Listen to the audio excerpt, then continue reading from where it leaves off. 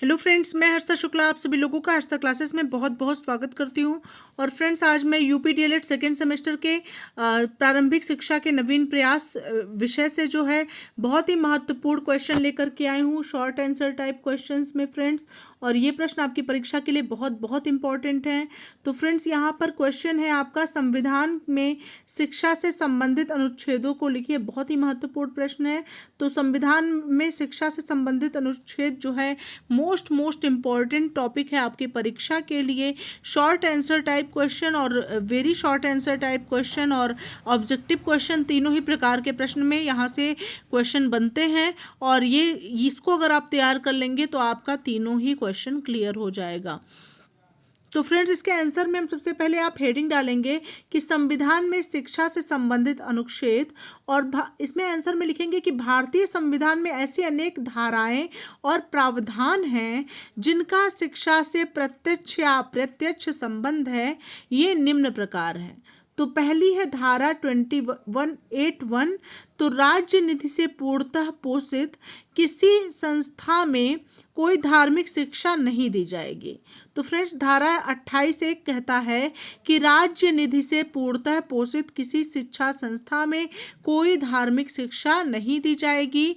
उसके बाद आता है धारा 29(1), और धारा 29(1) ये कहता है कि भारत के राज्य क्षेत्र के किसी भी भाग में रहने वाले नागरिक समूह को जिसकी अपनी विशेष भाषा, लिपि या संस्कृति हो, उसे बनाए रखने का पूर्ण अधिकार होगा। नेक्स्ट है फ्रेंड्स धारा 29(2). तो धारा 29(2) के अनुसार राज्य द्वारा पोषित या राज्य निधि से अनुदान प्राप्त करने वाली किसी शिक्षा संस्था में किसी नागरिक को धर्म, प्रजाति, जाति, भाषा या इनमें से किसी एक के आधार पर प्रवेश देने से नहीं रोका जाएगा। नेक्स्ट है फ्रेंड्स धारा 30(1). तो धारा 30(1) के अनुसार सभी अल्पसंख्यक वर्गों, चाहे वह धर्म पर आधारित हो या भाषा पर, अपनी रुचि की शिक्षा संस्थाओं को स्थापित करने का अधिकार होगा।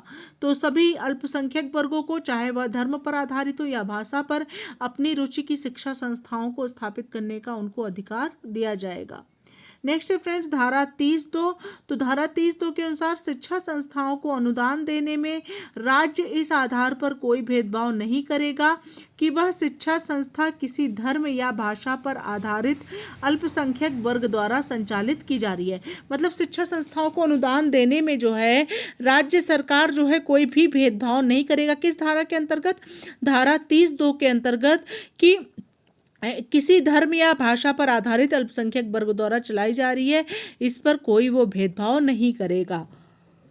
नेक्स्ट है फ्रेंड्स धारा 41। तो राज्य अपनी आर्थिक क्षमता और विकास की सीमाओं के अंतर्गत काम प्राप्त करने, शिक्षा प्राप्त करने और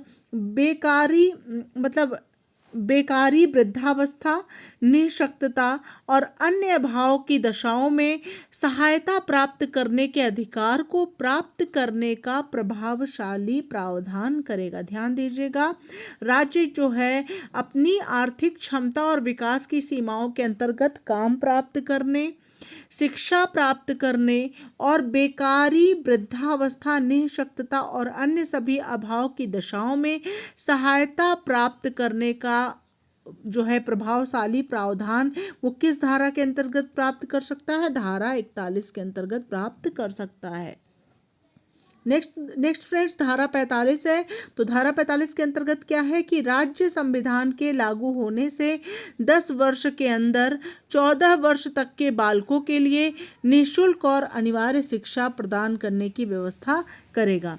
तो राज्य क्या करेगा? संविधान के लागू होने से 10 वर्ष के अंदर 14 वर्ष तक के बालकों के लिए निःशुल्क और अनिवार्य शिक्षा प्रदान करने की व्यवस्था करेगा, और ऐसा कहा गया है धारा 45 में।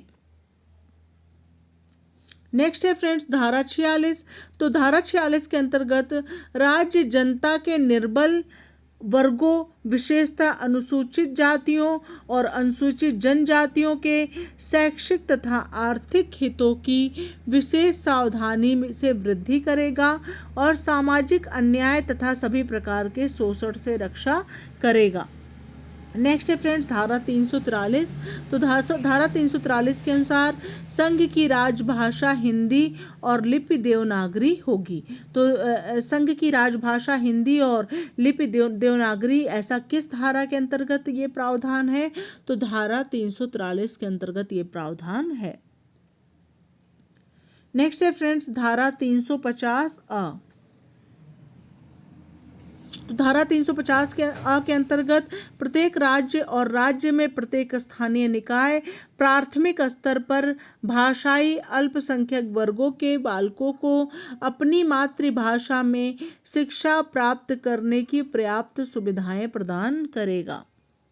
तो धारा 350 अ के का प्रावधान है कि प्रत्येक राज्य और राज्य में प्रत्येक स्थानीय निकाय प्राथमिक स्तर पर भाषाई अल्पसंख्यक वर्गों के बालकों को अपने मातृभाषा में शिक्षा प्राप्त करने की पर्याप्त सुविधाएं प्रदान करेगा। नेक्स्ट है फ्रेंड्स धारा 351। तो धारा 351 के अनुसार हिंदी भाषा की अभिवृद्धि करना, उसका विकास करना तथा उसकी समृद्धि सुनिश्चित करना संघ का कर्तव्य होगा, जिससे वह भारत की संस्कृति की अभिव्यक्ति का माध्यम बन सके। तो हिंदी भाषा की अभिवृद्धि करना, उनका विकास करना तथा उसकी समृद्धि सुनिश्चित करना जो है वो किसका कर्तव्य होगा? वो संघ का कर्तव्य होगा, जिससे वह भारत की संस्कृति की अभिव्यक्ति का माध्यम बन सके, ऐसा धारा 351 में कहा गया है। तो ये रहे फ्रेंड्स बहुत ही ज़्यादा महत्वपूर्ण परीक्षा उपयोगी प्रश्न। ऐसे ही महत्वपूर्ण प्रश्नों के साथ मैं पुनः हाजिर होंगी। आप लोग चैनल पर नए हैं तो बिल्कुल चैनल को सब्सक्राइब कर लें, और टेलीग्राम का लिंक जो है वो डिस्क्रिप्शन बॉक्स में मैं दे दूँगी, वहाँ से आप मेरे टेलीग्राम ग्रुप को भी ज्वाइन कर सकते हैं, जहाँ पे आपको वीडियो की लिंक सबसे पहले मिलेगी, और पीडीएफ भी आपको जहाँ जो जिसकी भी आवश्यकता होगी उसकी पीडीएफ भी मैं वहाँ पे प्रोवाइड आप लोग को करा दूँगी। मिलते हैं नेक्स्ट वीडियो के साथ, तब तक के लिए thank you so much friends, thanks for watching my video.